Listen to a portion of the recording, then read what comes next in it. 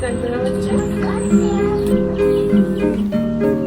lately, Chloe's been speaking a lot of Spanglish. It's been making me feel very proud, but also emotional. I'm raising my girls in Spanish, and we follow the one parent, one language model. Lately, she's been switching between Spanish and English mid-sentence, and honestly, it's the coolest thing to watch. Like, I'll just sit there listening to her, and I'm like, how is your brain even doing that? And it makes me so proud, but at the same time, kind of sad. Because so many of you have shared with me, we started with Spanish, and now my child only wants to speak English, and there's like this sadness that comes with that, and I'm starting to feel it too. I remember the first time Chloe started speaking English, I had gone to Mexico for literally just 1 week, come back, and Chloe was like full on speaking English sentences to me. I was like, since when do you speak English? And I didn't even know you knew that much English. And at first I thought like, okay, I'm gonna need to double down on Spanish, and I did for a bit, and I still kind of am. Then as she kept growing and she kept like acquiring more and more English, I had to be honest with myself that it's just not realistic for our life to expect her to only speak Spanish. And even though I have that strict expectation here at home, because we live in the US, English is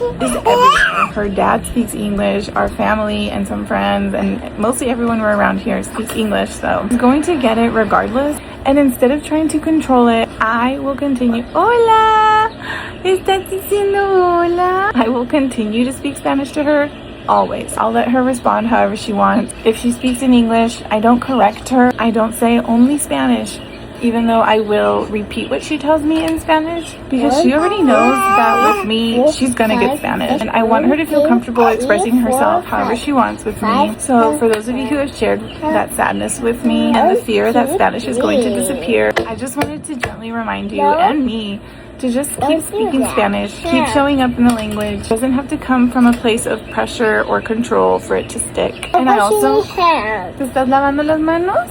And I also want to say, I completely understand the parents who are more strict about it because you really want to protect the language. And that's valid too. I'm not saying to stop doing that, but I do think there also can be space for a softer approach where we trust that if we continue to pour into them in Spanish consistently every single day and we don't give in, Spanish is not just going to disappear.